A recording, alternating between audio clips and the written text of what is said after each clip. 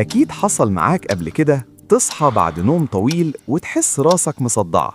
النوم الطويل ممكن يغير مستويات المواد الكيميائية في المخ زي السيروتونين واللي بتتحكم في تنظيم القلب، وده بيخلي المخ يدي إشارات صداع. كمان ساعات النوم الطويل مش دايما نوم عميق أو هادي. صح، النوم المتقطع أو العميق زيادة ممكن يضغط على أعصاب الرأس ويزود الصداع.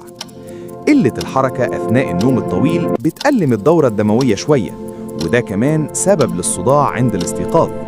لو ما شربتش مية أو أكلت متأخر، الجسم بيحس بالجفاف أو نقص الطاقة، وده ممكن يزيد الصداع. كمان الساعة البيولوجية للجسم ممكن تختل بسبب النوم الطويل، وده بيخلي الجسم يحس بالخمول والصداع.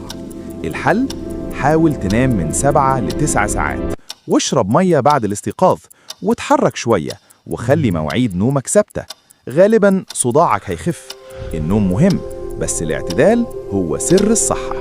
ما تنسوش تشتركوا في القناة وتشيروا الفيديو وتكتبوا لنا رأيكم في الكومنتات.